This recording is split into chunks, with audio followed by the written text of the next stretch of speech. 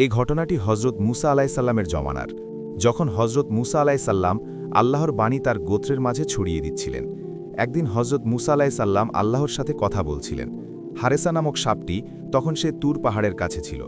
এমন সময় মহান আল্লাহ তাআলা হজরত মুসা আলাইসাল্লামকে বললেন, হে মুসা, শুনে রাখো, আমি তোমাকে পছন্দ করেছি এবং তোমাকে যেমন প্রেরণ করেছি এমন আমি তোমার পরেও আরও অনেক নবী ও রাসূল প্রেরণ করব। কিন্তু শেষ যুগে আমি একজন নবী প্রেরণ করব, যার নাম হবে আহমাদ। তখন মুসা আলাইসাল্লাম আল্লাহর রব্বুল আলামিনকে জিজ্ঞাসা করলেন, ইয়া রব্বুল আলামিন, আপনার নবী এবং তার উম্মতরা কেমন হবে? তখন মহান আল্লাহর রব্বুল আলামিন বললেন, সে হবে দয়া ও করুণার উৎস। সে কেবল মানুষের জন্য নয়, বরঞ্চ জিন জাতি এবং সমস্ত সৃষ্টিকুলের জন্য সে হবে রহমত স্বরূপ। তার উম্মত আমল কম করবে, কিন্তু আমলের অপেক্ষায় তারা সোয়াব বেশি পাবে। সে আমার শেষ বাণী পবিত্র কোরআনুল কারিম নিয়ে আসবে। এবং মহান আল্লাহ রব্বুল আলামিন আরও বললেন, সেই নবীর প্রতি যে ঈমান আনবে তাকে আমি মুক্তি দেব, তাকে যে ভালোবাসবে সেই ব্যক্তিকেও আমি মুক্তি দেব। গোপনে গোপনে এই মহা সংলাপটি শুনে হারেসা সাপটির মনে একটি আশার আলো জেগে উঠল।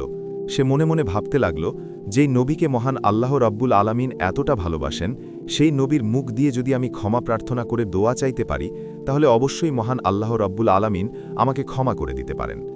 পরের দিন সকালবেলা মুসা আলাইসাল্লামের সাথে সেই হারেসা সাপটির দেখা হলো। সে হারেসা সাপটি তখন হজরত মুসা আলাইসাল্লামকে বলল, হে মুসা আলাইসাল্লাম, আমি হারেসা বলছি, আমি একটি সাপ, আপনি পিছনে ফিরে দয়া করে নিচের দিকে তাকান। অতঃপর মুসা আলাইসাল্লাম হাঁটা অবস্থায় দাঁড়িয়ে গেলেন এবং সে পিছনে ফিরে নিচের দিকে তাকালেন। তখন তিনি দেখতে পেলেন সেই হারেসা সাপটি তাকে ডাকছে। তখন সে হারেসা সাপটি মৃদু আওয়াজে বলতে লাগল, ইয়া রাসূল আল্লাহ, হে আল্লাহর নবী, আমি আপনার কাছে একটি অনুরোধ নিয়ে এসেছি। আমি শুনেছি শেষ যুগে একজন নবী আসবেন, তার নাম হবে আহমাদ, এবং সে দুনিয়ার শেষ নবী হবেন। হে মুসা আলাইসাল্লাম, আল্লাহর নবী, আমি তার সান্নিধ্য অর্জন করতে চাই। আপনি দয়া করে মহান আল্লাহ রাব্বুল আলামিনের কাছে আমার হায়াত দীর্ঘ করার জন্য একটু দোয়া করুন, আমি যেন সেই নবীর যুগ পর্যন্ত বেঁচে থাকতে পারি এবং তার সান্নিধ্য অর্জন করতে পারি।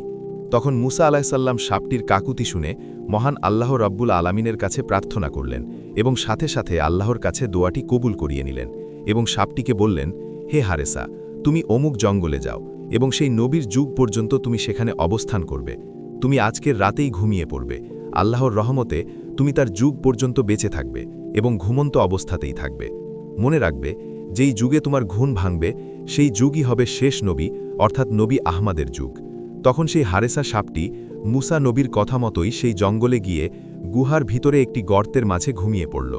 বছরের পর বছর কেটে যায়, যুগ বদলায়, রাজা বদলায়, মুসা আলাইসাল্লামের যুগও চলে যায়। তারপরে অনেক নবী আসেন এবং তারাও চলে যান। এক পর্যায়ে হজরত মুহাম্মদ সাল্লাল্লাহু আলাইহি ওয়াসাল্লাম জন্ম নেন এবং তিনি ধীরে ধীরে বড় হতে থাকেন। তার শৈশব, কৈশোর সব কিছু পেরিয়ে তিনি যুবক বয়সে নবুয়াত লাভ করেন।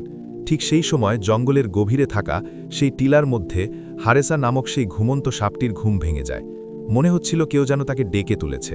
তার হৃদয় ভরে যায়, অন্তরে জেগে ওঠে এক অদ্ভুত অনুভূতি।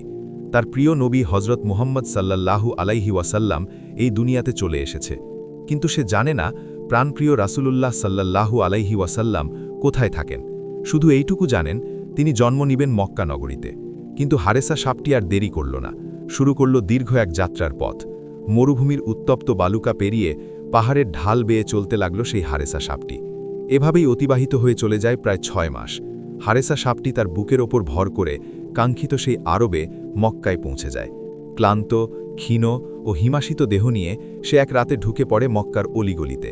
সে শুধু জানত নবীজি করিম সাল্লাল্লাহু আলাইহি ওয়াসাল্লাম এখানে কোথাও রয়েছে, কিন্তু কোন স্থানে রয়েছে, কোন ঘরে রয়েছে তা হারেসা সাপটি জানতই না। সেই রাতভর নবীজি করিম সাল্লাল্লাহু আলাইহি ওয়াসাল্লামকে খুঁজতে খুঁজতে এক পর্যায়ে হারেসা সাপটি খুবই ক্লান্ত হয়ে যায়। সে সেই সময় আবু জাহেলের বাড়ির সামনে গিয়ে পড়ে। অনাহারে সফর করতে করতে হারেসা সাপটি ক্লান্ত হয়ে পড়ে, তাই আবু জাহেলের বাড়ির সামনে যখন পৌঁছায় সে আর তখন চলতে পারে না। তখন সে বিশ্রাম নেওয়ার সিদ্ধান্ত নেয় এবং সেখানেই সেই হারেসা সাপটি ঘুম পড়ে। পরের দিন সকালবেলা যখন আবু জাহেল ঘর থেকে বের হয়, তখন সে দেখতে পায় তার ঘরের সামনে একটি সাপ ঘুমিয়ে আছে। সেই সাপটিকে দেখে আবু জাহেল প্রচণ্ড রেগে যায়। আবু জাহেল তখন সাপটিকে আক্রমণাত্মক মনে করে সাপটিকে একটি লাঠি নিয়ে মারতে যায়। কিন্তু হঠাৎ করে ঘটে যায় এক অদ্ভুত ঘটনা। হঠাৎ করে সাপটি আবু জাহেলকে দেখে বলতে শুরু করে, হে আল্লাহর বান্দা, আমার গায়ে কোনো আঘাত করো না। আমি এসেছি বিশ্বনবী হজরত মুহাম্মদ সাল্লাল্লাহু আলাইহি ওয়াসাল্লামের সাথে সাক্ষাৎ করতে। আমি মুসার যুগে জন্মগ্রহণ করেছি এবং তার দোয়া নিয়ে হায়াত পেয়ে আমি আজও বেঁচে আছি। আমি হজরত মুহাম্মদ সাল্লাল্লাহু আলাইহি ওয়াসাল্লামের সাথে দেখা করে আবার এখান থেকে চলে যাব। আমি তোমার কোনো ক্ষতি করতে আসিনি, দয়া করে তুমি আমার কোনো ক্ষতি হরো না।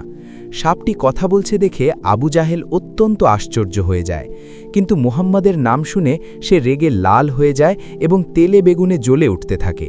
চিৎকার দিয়ে তার স্ত্রীকে ডেকে বলে, ওহে মোজালিদা, তুমি কোথায়? দেখো, মুহাম্মদ আমাকে মারার জন্য একটি সাপ পাঠিয়েছে। এটি একটি জাদুকরী সাপ, সে মানুষের মতো কথাও বলতে পারে। তার স্ত্রী ঘর থেকে বের হয়ে দেখল আসলেই আবু জাহেল ঠিকই বলছে, সাপটি কথা বলতে পারে এবং মুখে মুহাম্মদ নবীর নাম নিচ্ছে।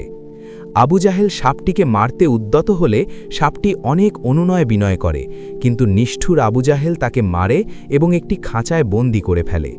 খাঁচায় বন্দি থাকা অবস্থায় সাপটি আল্লাহর কাছে প্রার্থনা করতে থাকে যেন মৃত্যুর আগে একবার হলেও রাসূলের সাথে দেখা করতে পারে। 3 দিন নির্যাতনের পর সাপটি মারা যায়। আবু জাহেল মৃত সাপটিকে আগুনে পুড়িয়ে ছাই করে ফেলে এবং সেই ছাই একটি পিতলের পাতিলে ভরে রাখে। এরপর আবু জাহেল সেই পাতিল নিয়ে মক্কার মানুষের কাছে গিয়ে বলতে থাকে যে মুহাম্মদ তাকে মারার জন্য জাদুকরী সাপ পাঠিয়েছিল, যাকে সে মেরে ফেলেছে। অবশেষে সে নবীজির কাছে যায়। নবীজি আল্লাহর কাছে দোয়া করেন। তখন সেই পাতিলের ছাই থেকে সাপটি পুনরায় জীবিত হয়ে কথা বলে ওঠে এবং সাক্ষ্য দেয়, লাব্বাইক ইয়া রাসূল আল্লাহ, আল্লাহ ছাড়া কোনো মাবুদ নেই। এটি দেখে আবু জাহেল ভয় পেয়ে যায়। সাপটি তখন মানুষের রূপ ধারণ করার জন্য নবীজির কাছে আবেদন করে। নবীজির দোয়ায় সাপটি মানুষে পরিণত হয় এবং নাম হয় হারেসা। সে আমৃত্যু নবীজির খেদমত করেছিল। ঘটনাটি আপনার হৃদয়ে নাড়া দিলে ভিডিওটিতে একটি লাইক দিন এবং শেয়ার করে অন্যদেরও জানার সুযোগ করে দিন। ইসলামী ইতিহাসের এমন আরও সত্য ঘটনা জানতে আমাদের চ্যানেলটি সাবস্ক্রাইব করুন। আল্লাহ হাফেজ।